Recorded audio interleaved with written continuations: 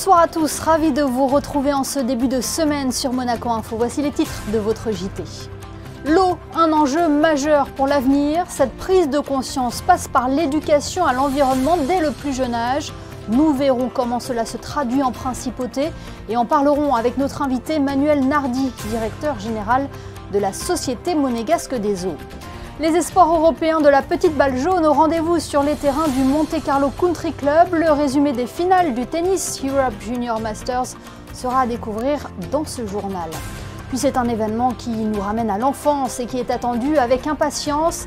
15 jours après son lancement, nous dresserons un premier bilan de la foire attraction avec son vice-président Nicolas Réal. Et à la fin de ce JT, notre rubrique Ceux qui font Monaco mettra en lumière la passion commune de deux amis qui en est devenu aujourd'hui un métier en lançant une marque de bière artisanale. Mais ouvrons tout d'abord ce journal avec ce cérémonial qui a lieu chaque jour à 11h55 sur la place du Palais Princier. La relève de la garde attire régulièrement de nombreux curieux qui n'en ratent pas un instant. Ce lundi 6 novembre, ils auront pu assister à un moment qui a lieu une fois dans l'année, le passage à la tenue d'hiver. Les carabiniers ont troqué leur uniforme aux couleurs estivales pour du bleu et du noir. Ce changement de tenue existe depuis le début du siècle dernier. Je vous propose d'écouter à ce sujet le maréchal des logis Benjamin Bogreau à ce sujet. Il est au micro de Vanessa Dessy. Le changement de tenue est apparu au retour des carabiniers du Prince au Palais en 1904. La tenue d'été était à l'époque dite mitigée puisque c'était un pantalon blanc, casque blanc et veste noire. Et c'est en 1935, sous le règne du prince Louis II, qu'est apparue la tenue blanche intégralement. La tenue d'été a été pensée vraiment pour les conditions climatiques et pour l'optimisation des conditions de travail. Voilà, le blanc est plus facile à supporter l'été, le tissu est allégé et le noir est mieux pour l'hiver. La tenue d'hiver, donc veste noire, pantalon bleu, vous y retrouvez dessus tous les effets que vous retrouvez sur la tenue d'été, c'est-à-dire les décorations, les effets, les barrettes, les épaulettes, exactement les mêmes effets. Il y a concertation de différents chefs de service et en fonction des conditions climatiques, nous proposons certaines dates et le prince souverain donne son approbation à une date bien précise. Et une fois la date choisie, c'est le commandant supérieur de la force publique qui édite la note de service. Et sachez que ce changement de tenue concerne également l'ensemble de la force publique. C'est donc en tenue d'hiver que les carabiniers du Prince ont accueilli les nouveaux ambassadeurs au Palais Princier. 4 lettres de créance ont été remises aujourd'hui au Prince Albert II. Makita Shimokawa, représentant le Japon, a été le premier à se présenter. Lors de son entretien au salon de famille, Makita Shimokawa a transmis un message de Sa Majesté l'Empereur du Japon qui espère que les pays renforcent encore un peu plus leurs liens d'amitié. Il a été suivi par Matti Antonen, ambassadeur de Finlande, également en poste en France. Il a par ailleurs été secrétaire d'État au ministère des Affaires étrangères de 2018 à 2022. L'occasion de rappeler que le prince Albert II s'était notamment rendu en Finlande en 2019 où il avait reçu les insignes de docteur honoris causa à l'université de Laponie. Khalid Mohamed Farah El Fahal, représentant du Soudan, a lui aussi remis ses lettres de créance aujourd'hui. Il a notamment été ambassadeur dans de nombreux pays africains et depuis septembre 2023, il est ambassadeur non résident du Soudan au Portugal. L'ambassadeur du Brunei Darussalam, Madame Abdul Lamit, a clôturé ses cérémonies de lettres de créance. Entrée en 1985 au ministère des Affaires étrangères du Brunei, elle a occupé plusieurs postes avant d'être nommée ambassadeur du Brunei au Brésil ou en Argentine, puis par la suite en Europe. Toujours au Palais Princier, une réunion de travail a eu lieu ce lundi en milieu d'après-midi sur le traitement des déchets en principauté. Une session en présence de son Altesse Sérénissime, le Prince Albert II, et de son cabinet, du ministre d'État, Pierre Dartout, et de la ministre de l'Équipement, de l'Environnement et de l'Urbanisme, Céline Caron. Au cœur des discussions, le projet Symbiose de futur centre de tri et de valorisation des déchets qui sera installé sur l'îlot Saint-Charles. Il ambitionne d'être moins polluant et d'alimenter en énergie tout l'ouest de la principauté. Dès le mois de mars, le département des Alpes-Maritimes avait été placé en alerte sécheresse. À Monaco, le gouvernement princier avait alors dévoilé un dispositif de gestion des ressources en eau composé de plusieurs seuils d'alerte. Cette sécheresse nous a rappelé ô combien l'eau est un bien précieux à préserver. Toutes les générations doivent en prendre conscience. Exemple à l'école des Révoirs, où une mallette pédagogique a été confiée aux élèves de CM2. Avant d'en parler avec notre invité, Manuel Nardi, directeur général de la Société Monégasque des Eaux, voyez ce reportage de Fabien Bonilla réalisé avec Olivier Bonello. Tous à bord du même bateau, ICO, c'est de l'eau, c'est de l'eau. Bravo. Cela fait 17 ans maintenant que l'école des Révoirs est labellisée Éco-École, le lieu idéal donc pour lancer un projet éducatif environnemental. Après une présentation du projet, une mallette pédagogique a été attribuée à cette classe de CM2. Cette mallette constitue un véritable laboratoire de sensibilisation des écoliers aux enjeux de l'eau et de l'assainissement. Elle leur permettra de prendre conscience de l'importance de l'eau et de la nécessité de lutter contre la pollution et le gaspillage. L'objectif, c'est toujours comme d'habitude de pouvoir en fait utiliser leurs ressources, leur ingéniosité pour nous aider à faire la médiation, à la prise de conscience. Ils ont été de superbes ambassadeurs du tri, ils le sont toujours. Donc il fallait nous permettre de comprendre le cycle de l'eau, de nous confronter à leur vue et puis d'essayer de comprendre que c'est une ressource naturelle qui est rare. Grâce à cette mallette, les enfants vont pouvoir être sensibilisés sur le cycle infini de l'eau, sur finalement cette eau, l'eau du robinet, d'où elle vient, cette eau que nous utilisons et qui part, où va-t-elle ?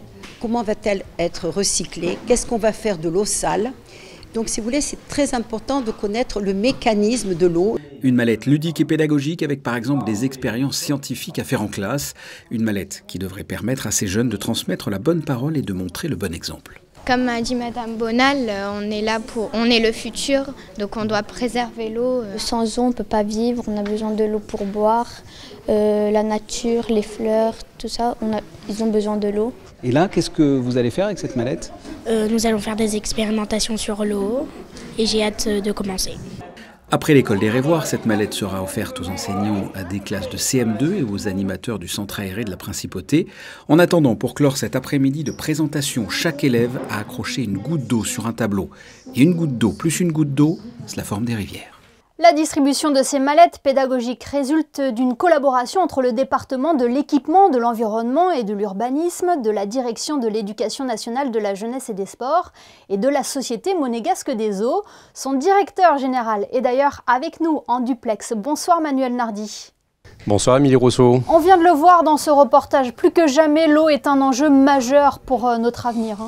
Alors l'eau est un enjeu majeur effectivement, d'abord parce que l'eau c'est la vie, comme l'ont dit les enfants qui étaient présents ici, et puis parce que elle est un petit peu bousculée par les évolutions climatiques que l'on vit, et dans toutes ces aventures, effectivement, on se rend compte de plus en plus que l'eau est un élément indispensable à notre bien-être et à notre survie, effectivement. Et ce message passe par la sensibilisation des plus jeunes. Oui, évidemment, puisque les consommateurs de demain, ceux qui auront une action forte sur la destinée du monde, ce seront eux, évidemment, et plus tôt ils seront sensibilisés à son importance, à sa fragilité surtout, plus ils seront enclins à la protéger et à y faire attention. Cette mallette distribuée notamment aux élèves de CM2 est un véritable laboratoire de sensibilisation. Alors oui, cette mallette a été développée avec le monde pédagogique pour être adaptée aux enfants de CM2. Et elle a effectivement pour vocation de leur faire découvrir le monde immense qui se cache derrière un robinet d'eau, et ainsi que le monde immense qui se cache derrière la bombe de fond quand l'eau s'évacue. Donc c'est vraiment une recherche et une enquête qu'on leur propose à travers une quinzaine d'expériences qui permettent de matérialiser, de visualiser, de mémoriser aussi tous les enjeux qui sont attachés au domaine de l'eau et à sa distribution dans les villes que nous connaissons. Oui, c'est clairement le cycle de l'eau qui est expliqué. C'est le grand cycle de l'eau, c'est-à-dire le cycle d'une goutte d'eau qui s'évapore, qui va finir dans les nuages, sur les montagnes et ruisseler ensuite. Et puis le petit cycle de l'eau qui est le prélèvement de l'eau pour les besoins humains, son traitement, son stockage, sa distribution et sa dépollution avant restitution au milieu naturel. C'est les deux cycles qui sont évoqués, oui. Là, c'est vraiment l'enfant qui est placé au cœur du dispositif, hein. Oui, c'est vraiment l'enfant qui est placé au cœur. C'est sous le contrôle évidemment de leurs professeurs qui disposent d'un livret explicatif, pédagogique. Ils ont des fiches à renseigner, faire des expériences, faire des hypothèses, en tirer des conclusions en fonction des résultats qu'ils obtiennent. Donc c'est vraiment un jeu interactif qui leur permet de découvrir ce que représente le cycle de l'eau dans leur vie et dans les villes d'aujourd'hui. Manuel Nardi, c'était important pour la Société monégasque des eaux de s'associer à cette démarche éducative? Je dirais que c'était primordial parce qu'on a souvent un métier, j'allais dire, on travaille incognito, on essaye de faire le moins de bruit possible, on essaye de préserver la continuité de service le plus possible, ce qui fait qu'on a un métier qui devient quasiment invisible. Et par là même, on dirait que l'eau, ça se passe tout seul et que c'est naturel et qu'il n'y a aucun souci. Alors que c'est un vrai métier, qu'il y a des enjeux, qu'il y a des fragilités, et c'est la raison pour laquelle il faut le faire apparaître. Et c'est la raison pour laquelle cette mallette s'inscrit pleinement dans ce projet. Est-ce que les enfants aient été sensibles à votre message? Oui, alors d'abord, on a choisi une école qui est réputée pour son engagement environnemental, ce qui a été confirmé aujourd'hui. Et puis, c'est effectivement une école qui est en pointe sur ces aspects-là. Donc, on a eu un très bon retour par rapport à cette présentation, oui. Est-ce qu'il y a des questions qui vous ont étonné ou surprise? Ah, complètement. La première d'entre elles qui était de dire est-ce qu'on ne pourrait pas recycler un petit peu de l'eau qu'on a utilisée au sein même des habitations? C'est une vraie question. C'est même d'ailleurs à l'ordre du jour des prochains développements qui se font aujourd'hui dans le cadre des constructions en principauté, et pas que, et qui consiste à récupérer ce qu'on appelle les eaux grises, c'est-à-dire toutes les eaux moins polluées, toutes les eaux hormis l'eau des toilettes, pour être clair, pour en faire effectivement un traitement un petit peu sommaire et l'utiliser pour de la voirie, pour de l'arrosage d'espaces verts, pour éventuellement remettre dans la chasse d'eau, des choses comme ça. C'est tout à fait d'actualité, et que ça vienne de la bouche d'un enfant, c'est assez surprenant, oui. Oui, preuve qu'ils sont déjà concernés par le sujet. Tout à fait. Ce qui montre effectivement l'application de cette école notamment, et puis des travaux qu'ils ont tout au long de l'année qui leur permet d'être sensibilisés à ces questions. Oui. Eh bien, merci beaucoup Manuel Nardi d'avoir été notre invité ce soir sur Monaco Info pour évoquer ces fameuses mallettes distribuées aux élèves de CM2. Merci. Merci beaucoup Émilie. Bonsoir. Parlons sport à présent, vous avez pu les suivre en direct sur notre antenne. Les finales du Tennis Europe Junior Masters ont clôturé 4 jours de compétition sur les terrains du Monte Carlo Country Club. La pluie aura été l'une des invitées de ce tournoi qui réunissait des talents de la petite balle jaune de moins de 14 ans et de moins de 16 ans. Mais le soleil était de retour pour les finales. Le récit de Christophe Paco. 4 noms et prénoms, Jana Kovakova, Daniel Jad, Kolos Kinses et Jeline Vendrom, 4 graines de champion, avec un coup de cœur. Tout d'abord, côté jeune pépite, dans la catégorie U14, les moins de 14 ans. Après sa sœur l'an dernier, dans la catégorie U16, moins de 16 ans, Aleana, cette fois c'est la talentueuse tchèque Jana Kovakova qui a séduit par la justesse de ses coups et son incroyable décontraction, voire désinvolture par moment à ce stade de la compétition, la finale. Un côté poker face, à aucun moment elle n'a semblé douter de sa suprématie pour s'imposer aisément au final 6-4, 6-1 face à la polonaise Barbara Kosteka. Toujours chez les plus jeunes, l'unique représentant français, Daniel Jad, tout juste 14 ans, a fait montre lui aussi d'une très belle assurance en infligeant un 6-1, 6-1 à la tête de série numéro 1 de ces Masters Juniors, le Turc Kozaner. Le franco-libanais Daniel Jad termine façon TGV une saison où il a réussi à 13 ans, en début d'année, à atteindre la finale du célèbre tournoi des plus jeunes talents, les Petits As à Tarbes, puis est devenu champion de France dans sa catégorie en ne perdant au passage aucun set et pas plus de 2 jeux par manche à Roland-Garros.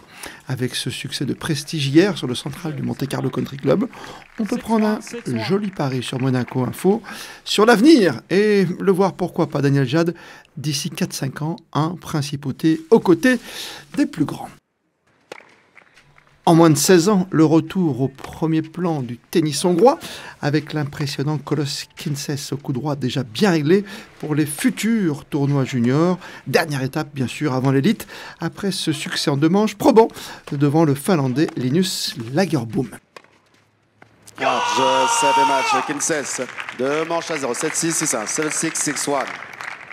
Et la nuit tombée hier, après une journée de compétition enfin baignée par le soleil et souvent perturbée par le vent rafale, la joueuse belge Jeline Vendrom a conclu une saison en trombe après avoir été sacrée le mois dernier championne d'Europe. Elle réalise un superbe doublé sur une même saison avec cette victoire dans ce Junior Master, à nouveau d'une incroyable qualité. Jeu, 7 match. Vendrom, 2 manches à 0. 6-0, 7-5.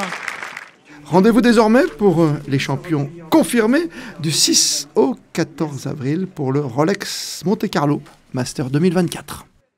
Sport toujours en football, l'AS Monaco a renoué avec la victoire dimanche en championnat. Les Rouges et Blancs se sont imposés 2-0 face à Brest. But de Denis Zakaria, son premier sous ses nouvelles couleurs, et d'Alexander Golovin, auteur de son 5e but cette saison.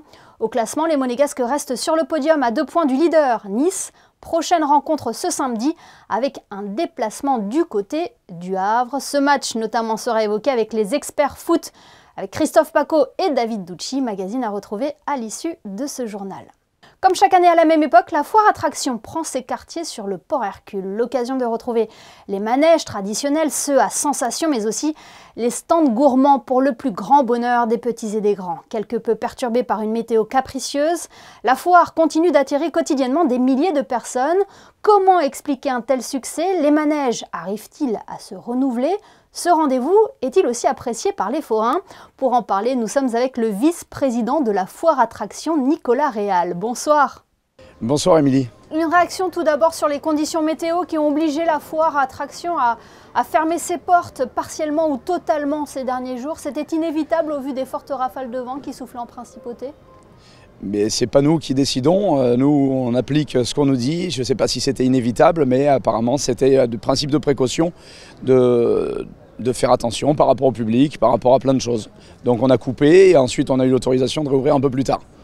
Ouais, la sécurité des clients dans les manèges est primordiale et contrôlée, hein. Évidemment, bien sûr, la sécurité c'est le plus important et il y a un moment où il faut prendre des décisions, c'est pas nous qui les prenons, mais et quand il faut faire certaines choses, ils sont faits et ils sont faits en amont. Je crois savoir aussi qu'il y a une commission de contrôle, une commission de sécurité avant chaque installation de la foire pour valider l'ouverture. Oui, bien sûr, il y a toujours une commission de sécurité, ici comme ailleurs, dans toutes les fêtes, avec la Socotec et avec des organismes privés et indépendants qui font bien leur travail. Nicolas Réal, 15 jours d'exploitation pour la foire attraction, quelle est la tendance en matière de fréquentation? On a une très belle fréquentation, on a eu par contre malheureusement quelques jours de pluie, quelques jours de vent, on est toujours dépendant du temps, c'est comme ça, c'est notre métier, on fait avec, mais voilà, on espère pouvoir terminer un peu plus en beauté, sans vent et sans pluie. Vous avez pu profiter aussi des vacances scolaires? Oui, les vacances scolaires, on a pu en profiter, mais malheureusement on a profité aussi du mauvais temps. On dit souvent que la foire attraction c'est un retour en enfance, c'est un sentiment que vous partagez? Oui, c'est ça, là les gens se prennent plaisir à manger une barbe à papa, à manger une pomme d'amour, à faire des manèges, à manger un hot dog, à passer du tir à la carabine et voilà, c'est un moment familial et où on retombe en enfance. Ouais, comme vous le dites, il y en a pour tous les goûts et toutes les sensations également. C'est ça, il y a les manèges à sensation, il y a les gros manèges qui sont en hauteur, il y a les manèges qui sont, comme on dit chez nous, les plateaux. Et voilà, mais on a pour tous les âges. C'est un événement qui arrive à se renouveler chaque année? Oui, chaque année il y a de nouvelles attractions, pour petits, pour grands, et même au niveau des stands, il y a régulièrement des nouveautés. Et vous le sentez, vous, cet engouement de la part des Monégasques de retrouver chaque année au même moment la foire attraction? Oui, elle est vraiment appréciée, vraiment aimée des Monégasques, de toutes les villes aux alentours, Cap d'Aille, Menton, Beau-Soleil, de partout. Et c'est vrai qu'elle est très très attendue cette foire. Et que représente cette foire de Monaco pour vous? C'est un rendez-vous qui est aussi attendu par les forains? Oui, c'est un rendez-vous qui est attendu par les forains, évidemment, parce que c'est une foire qui est agréable. On est quand même sur un site qui est agréable à travailler. Et évidemment, revoir tous nos clients qu'on a tous l'habitude de voir tous les ans depuis qu'ils sont tout petits. Oui, et certains sont là depuis des dizaines d'années, voire plus, hein. Ah oui, ben moi, déjà j'ai grandi ici, j'ai 41 ans, et donc du coup, depuis tout petit, j'ai toujours été là avec mes parents. Mes grands-parents étaient là également dans les années 50, et c'est pareil pour pas mal de familles de forains également. Eh bien, merci beaucoup Nicolas Réal d'avoir été notre invité. Ce soir, on le rappelle, la foire attraction, c'est jusqu'au 19 novembre, date de la fête nationale monégasque sur le port Hercule. Merci Émilie. Place à présent à votre chronique, ceux qui font Monaco, l'opportunité de mettre en lumière les artisans, les commerçants et les restaurateurs de la principauté.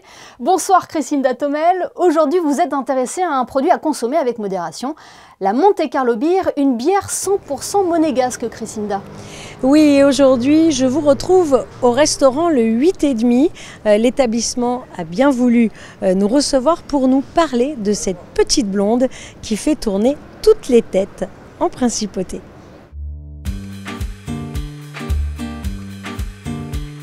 D'abord, ça a commencé avec une histoire d'amitié, parce qu'Anthony et moi, on est amis depuis plus de 15 ans. On est tous les deux de Monaco, monégasques et enfants du pays.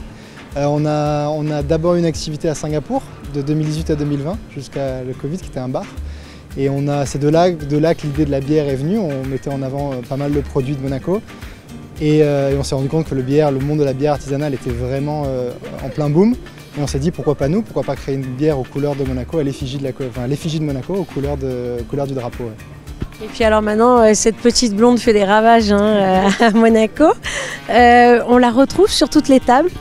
Alors on est présent dans un peu plus de 80% des établissements Monaco, tous les supermarchés également. Et là on s'est développé aussi sur la côte avec beaucoup de supermarchés, une centaine d'ailleurs dans le 06 et le 83. Et pareil pour les cafés-restaurants sur la côte. Ouais. Alors parlez-nous de votre bière. Quel goût elle a, si vous pouvez essayer de nous la décrire? Laquelle déjà? Parce que maintenant on a commencé avec la blonde, qui est vraiment la bière de soif, 4,5%, vraiment facile à boire. Parfait pour la région. Après on a lancé une ambrée un an et demi plus tard qui a un peu plus de caractère mais qui a toujours un petit peu très peu d'amertume, qui n'a pas trop ce caractère un peu puissant qu'on peut retrouver chez certaines bières du Nord. Et là on a lancé justement, il y a la semaine dernière, une bière sans alcool qui a moins de 0,5% d'alcool et une bière IPA. Donc pareil, un peu plus d'amertume, un peu plus de caractère mais toujours considéré, je ne vais pas dire bière de soif mais assez facile à boire en tout cas. Et puis cette année également, vous êtes certifié bio? Alors on est depuis cette année, on brasse à Montsartou, et on est certifié bio, 100% bio, les recettes sont 100% bio. C'est pas compliqué parce que la brasserie avec laquelle on brasse aujourd'hui est certifiée 100% bio également, donc on a pu avec nos recettes les adapter et avoir les certifications. Alors on a fait un petit peu d'export, on a envoyé des palettes au Japon, à Hong Kong, et plus proche en Hollande, île de Jersey, au Luxembourg et Italie plus récemment. Et puis alors, prochain projet? Il y a plein de projets. Alors, on veut continuer à exporter la bière. On a certains marchés auxquels on discute, en Asie notamment et aux États-Unis. Et puis après aussi des projets de peut-être lancer la bière en fût. Jusqu'à présent, on a toujours été en bouteille. C'était important pour nous de mettre la bouteille en avant. Maintenant qu'on commence à avoir une petite renommée, on aimerait un petit peu rentrer dans le marché du fût. Et puis d'autres projets, mais on en parlera plus tard. Alors vous l'aurez compris, la Monte Carlo Beer fait des ravages en principauté et elle continue de s'exporter. Vous pouvez la retrouver bien sûr dans tous les établissements nocturnes de Monaco ainsi que sur les tables des restaurants et dans les supermarchés de la principauté. Et une nouvelle gamme, la sans alcool. Merci Crisinda, on vous retrouve dans quelques instants pour les prévisions météo. Mais avant cela, cette information, vous le savez, le 19 novembre arrive à grands pas. À cette occasion, l'ensemble de la population est invité à pavoiser. Et puis, comme chaque année, la mairie propose aux monégasques et aux résidents la possibilité d'assister gratuitement à plusieurs spectacles. Le 18 novembre, par exemple, un show musical avec Blonde and Blonde and Blonde sera proposé à l'espace Léo Ferré. Le lendemain, c'est la chanteuse Anna Chédid, plus connue sous le nom de Nash, qui se produira sur scène. L'intégralité du programme et les modalités pour retirer les invitations à ces événements sont à retrouver sur le site officiel de la mairie. Crisinda, on vous retrouve pour les prévisions météo. Quelle est la tendance pour la journée de mardi? Bonsoir Émilie, bonsoir à tous. Demain, le temps qui s'installe sera clair. Ça sera un beau jour ensoleillé. Les températures seront comprises entre 11 et 17 degrés. Durant toute la journée, il soufflera une petite brise. Le soleil se lèvera à 7h12 et se couchera à 17h15. Demain, nous fêterons les Carines. Ce journal est à présent terminé. Merci de nous avoir suivis. On se quitte avec les photos de Frédéric Nébinger qui a assisté aux premières loges au final du Tennis Europe Junior Masters sur les terrains du Monte Carlo Country Club. Dans quelques instants, vous avez rendez-vous avec les experts du foot. Christophe Paco et David Ducci reviendront sur les dernières actualités du ballon rond. Quant à nous, on se retrouve demain pour un nouveau JT. Excellente soirée à tous sur Monaco Info.